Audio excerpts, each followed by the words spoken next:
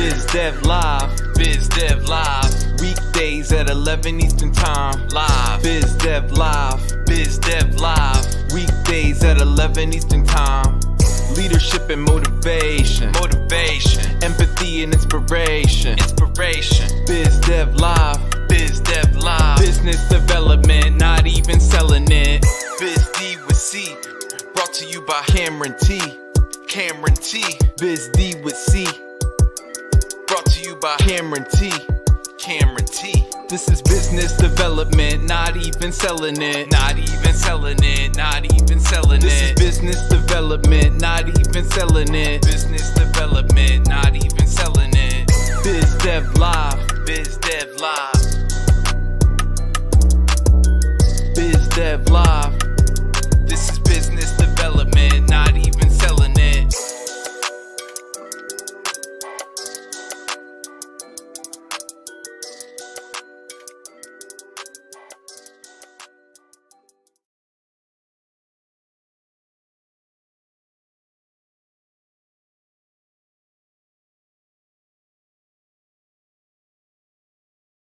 Welcome to Biz Dev Live. So excited to be talking to you today, figuring out my mute situation. Thanks for bearing with me. This is such a challenging topic for me to talk about because I think it's something that I've struggled with in both my professional life and personal life. Does criticizing ever help? And so to sort of set this up so you can understand why it's such a challenge for me, and I think it's such a challenge for other folks, is that we understand that constructive criticism is how we improve, both, with that inner voice, I want to get better, right? If we're just feeding ourselves sugar in the sense of saying, oh, we're great, we're fantastic, everything that we do is amazing, then we're probably not improving. On the flip side of that, if we're feeding ourselves all this criticism, we're probably not helping our mental state, and we're probably not putting ourselves in a position to feel good about ourselves and win at the end of the day. So is it ever appropriate to criticize others? And I'm reading, using Audible right now to read How to Win Friends and Influence People. I think this is the second time that I'm reading it, and it just really impacted me as we're going through the first chapter. It's literally the first thing that Dale Carnegie talks about in the book, which is the idea that you're not going to, if attracting people with honey is how you do it, right? You're not going to attract them by, beating the beehive, so to speak. So he talks about a lot of different situations, historical figures. He talks about Abraham Lincoln in particular, where, there's a situation where he's got a general that, is just responsible for potentially losing the war early on in the war. Lets General Lee escape, and he's thinking about, writing him a nasty letter. Obviously, in a time where email didn't exist and all that, you had to write a letter. And I think there's something really powerful to that, whether you're typing an email or writing a letter and then not sending it. He didn't send this letter, but the letter was, fierce condemnation. But if you go back and Dale Carnegie speaks this story about Lincoln as a young man who was really freewheeling in his passion for criticizing others, and is publishing letters, detrimenting, to the detriment of public figures. And he ends up being in this duel. And that sort of changes his ways because his life was on the line. He was pissing people off. And so that's what we do, right? When we criticize other people, for better or for worse, we push people away. And so if you want to win friends and influence people, you want your children to grow and learn, grow closer to you, not farther away, do the things that you want them to do. How do you how do you bring people to where you are without necessarily criticizing them? He's telling this other story about working with employees and staff on a site. This gentleman who's in charge of making sure that construction workers are safe, and when they're on the site, they're supposed to be wearing the helmets. And he tried it out with going around and telling people, hey, these are the rules. This is what you need to do. This is why you have to do it. That didn't work so well. He got a little bit better success of saying, hey, does the helmet fit you correctly? Just so you know that helmet is there to protect you and keep you safe while you're on site. You should wear it all the time on site. And he got a greater success with people then putting the helmet on because of that approach. And so there's lots of different examples Dale Carnegie gives to show how your approach and using other tactics beyond criticism, right? If I come to you and say, you don't have your helmet on, there's this voice inside you that tells you to rebel. And it was very interesting. I was just watching Elisa Frood's live on LinkedIn, and she had Beth Wessinger, I want to say, on there, and she was talking about there's three inner voices, and I thought this made a lot of sense just watching this morning and knowing that I was going to talk about this today. And I want to shout out Sharon Schaffhauser. As an artist, constructive critique from others helps me grow. Yeah, I think we depend on criticism, right? So when is it appropriate? When is it not? What counts as criticizing others? What counts as offering something that's helpful to other people, right? Hey, Luann, thanks for tuning in. Yeah, I love this topic too, because I've been in the situation, and just to give you my background on it, for Toth event staffing, and I worked as a manager for several years before I opened up my own company. I was in a position where I had to provide feedback, instructions, give people the tools and information that they needed to do their job. And I think whenever you're a manager, when somebody does something that's against the rules, and we can bring this to parenting as well, right? You have a child and they're doing something that's against the rules. I think our first reaction is no, right? Don't do that. And how could you, that's not something that we do.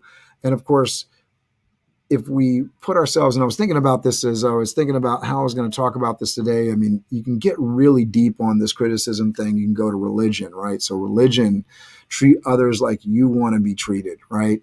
That's a Christian belief. I know that is played out in other major religions in different ways with some different phrasing as well. But bottom line, the golden rule, treat others like you want to be treated. So in your dialogue with people, right? So I've had staff, they've done certain things on events, accusations, different things. And, there's definitely tactics and strategies for when you're talking to somebody about something that they've done. You don't want to state it in an opinion. You want to state it matter-of-factly. So-and-so saw this happen. What are you thinking about that? Rather than saying, Luann, you did this, or Sharon, I know that you did this, right? That's not the right way to do it. Again, you're accusing, and you don't know the whole situation. And it's really interesting because Dale Carnegie, in starting this chapter on critique, he talks about, folks that are criminals that are responsible for murdering people.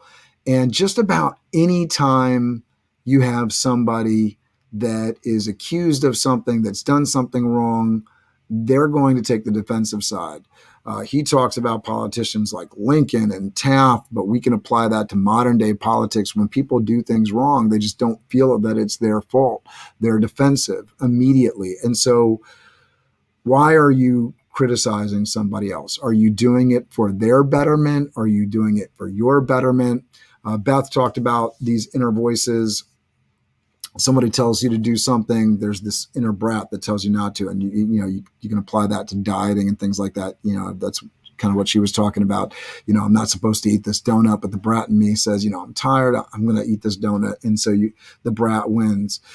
She was talking about that there's a weather forecaster as well. That's the excuses. Well, this is happening. It's raining outside, so I can't exercise, can't get on the bike, right? The person that finds excuses, the brat, and there was one other that I'm losing in the moment. But we have all these inner voices. We know we got this stuff going on.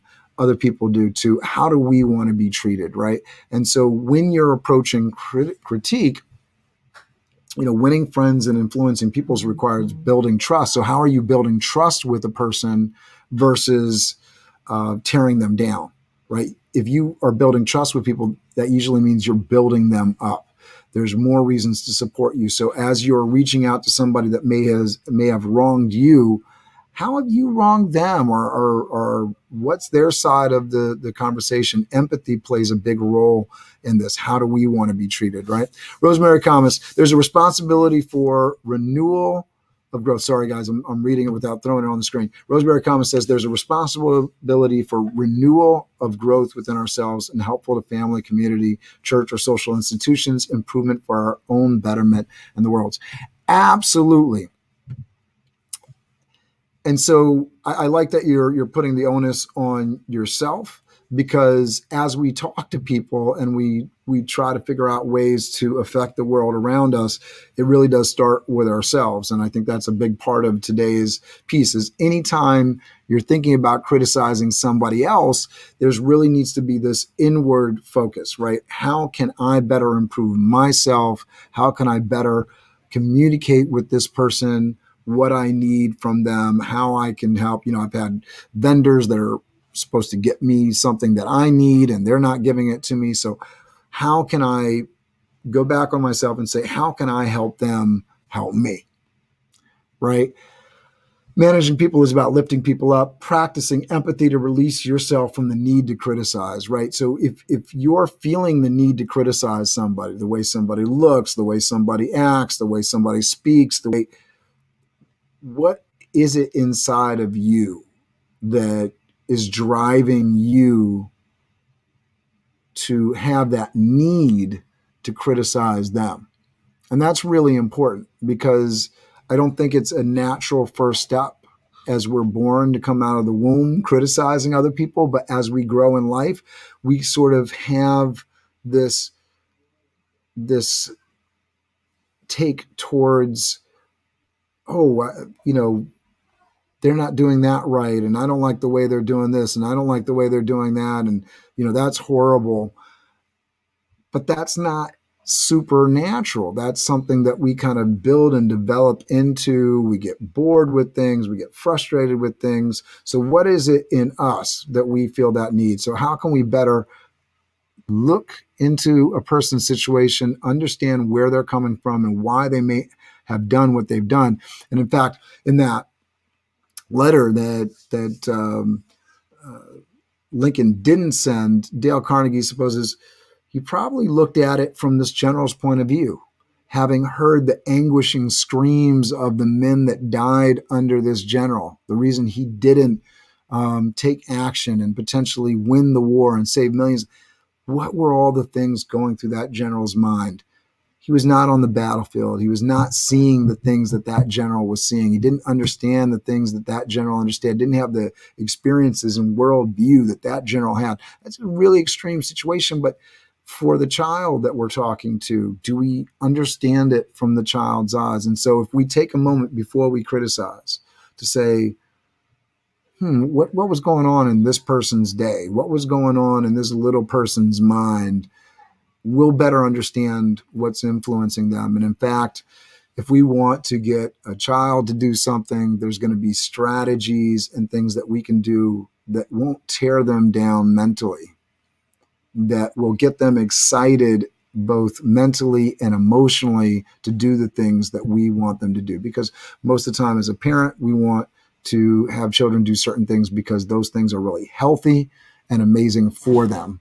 And we don't want them to do negative things that are going to hurt them both physically and emotionally, that sort of thing. And so if we look at it from their point of view and empathize with them, we can find other strategies and ways to work with them in a way where they're excited to do the things without us mentally breaking them down, without resorting to the stick versus carrots. And, it's not about bribing. It's not about, I'm going to reward you with this.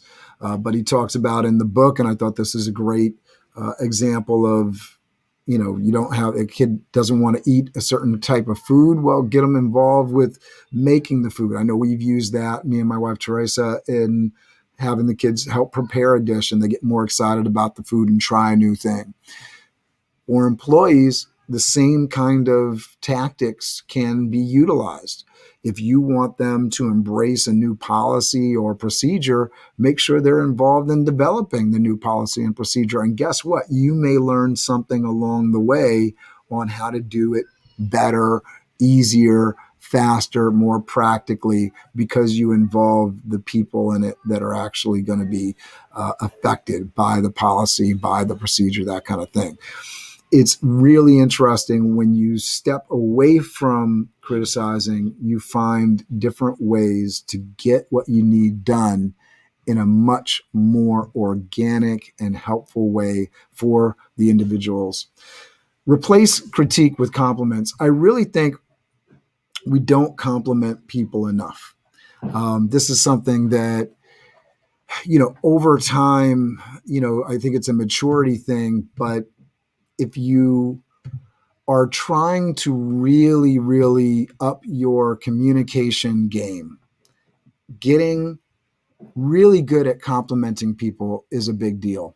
When you talk about figures, people like Bill Clinton, really just lots of politicians, but folks that are able to charm other people and really garner attention in the room. These people are not known for their criticism. They're known for their compliments, for the way that they lift people up and light up the room and make people enjoy the time. They're good listeners. They're people that you enjoy listening to them speak because they involve you in the conversation, because they pay attention and they are complimentary. So find so many different ways to compliment people. You have impeccable manners. I like your style. You're strong. Is that your picture next to charming in the dictionary? Your kindness is a balm to all who encounter it. You are brave. Your insides are even more beautiful than your outside. You have the courage of your convictions. You're a great listener. You were cool way before hipsters were cool. That thing you don't like about yourself is what makes you really interesting. You're inspiring. You're so thoughtful. When you make up your mind, nothing stands in your way. You seem to really know who you are. You should be proud of yourself. You are making a difference. You deserve a hug right now. You're a great example to others. Actions speak louder than words, and yours tell an incredible story. Find ways to compliment people. A mentor of mine, he was sitting across from Bill Clinton, and you can think whatever you want about Bill Clinton, but he was able to make his moment stand out. Bill Clinton, with my mentor, he looked really across the table and said, "You have a great tie, beautiful tie." And it's a story that my mentor tells. So find those ways to, in the moment, compliment people. It makes an impact, and it makes a much more positive impact than any constructive criticism that you can provide. You may be thinking you're being constructive, and really the construction you are sort of interacting in is demolition. And I don't think anybody wants to be a demolisher of mental. You want to be somebody that's lifting somebody up. You want to be complimenting, and find those ways to really, really, really lift people up. Another great story from the Dale Carnegie Winning Friends and Influencing People. He was talking about an airline pilot who basically was going to crash, and there was multiple people, I think, on the plane, and so there was going to be lives lost. The guy was fueling an older airplane that didn't take jet fuel; it took gasoline, but he had put jet fuel in it. Upon the crash landing, he checked the engine, noticed that it was the jet fuel. And so there was a person responsible for filling the tank with jet fuel rather than gasoline. He goes to this person, he says, doesn't criticize him, doesn't chew him out, says, "I know you'll learn from this mistake. Tomorrow I want to make sure that you fuel my plane. I think there's an acknowledgement there, and I know our world doesn't always work this way where we assume the best in people. But in that moment, what that pilot was saying was, I know you made this mistake and you probably feel really, really, really awful about this mistake, but I have faith in you. And I know that you're going to think about this because you understand the consequences of your actions and how important it is to get this stuff right. So get back on that horse, and I have faith in you. And I know that when I go up, I can count on you tomorrow. And so the difference here is, one way you could have said, scorch earth, that guy's fired, go away, or you can keep somebody that's learned an incredible lesson. And obviously every situation is a little bit different. Did the person do it on purpose? I know 1,000 things could be going through your mind as you're listening to this, but my belief is that most people, majority of people, are really amazing, honest, fantastic people. And we don't do errors out of spite and malice. We're not purposefully trying to hurt people. So if we have that faith, we can build our teams and build stronger teams by giving people the benefit of the doubt and building them up rather than breaking them down. I hope this has been helpful today. I'd love your comments. I'd love to know how you feel about critique and everything. I thought, really like, Sharon talking about, the constructive critique from others helps me grow. As somebody that was doing poetry in college, I remember this is a perfect example. I was like kind of laying into another poet, letting them know what I thought in a very negative way. And then the constructor of the class kind of let me know. It just gave me some of my own medicine back, and I really let it affect me.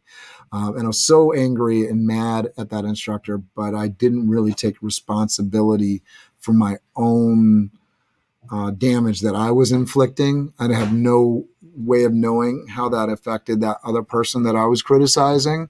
I just cared about myself. And so that's something that's really important. That's how most people are. They really only care about themselves and how they feel. So when you treat people well and you lift them up, they're going to be really appreciative of that. When you break them down, they're going to take it hard and they're going to be defensive and they're probably not going to do what you want. And so as you criticize them, are you getting your desired result? Are you fixing the problem? Are you making it a bigger and more challenging one? And then is that abuse going to be pushed forward to the next person as they're angry and conflicted with their day and they're taking it out on their spouse and their children, right? How can we actually better the world through our treatment of other people and what we choose to do with our criticism and leadership and development of our communication skills? Again, I hope this was helpful. Love your questions. Love your comments. Please let me know in the comments box if this was helpful to you. If there's any other things, I'd love to continue the conversation. Have an amazing Memorial Day weekend. We'll be back on Tuesday. I will see you then. Biz Dev Live, Biz Dev Live. Weekdays at 11 Eastern Time, live. Biz Dev Live, Biz Dev Live. Weekdays at 11 Eastern Time. Leadership and motivation, empathy and inspiration, Biz Dev Live, Biz Dev Live. Business development, not even selling it.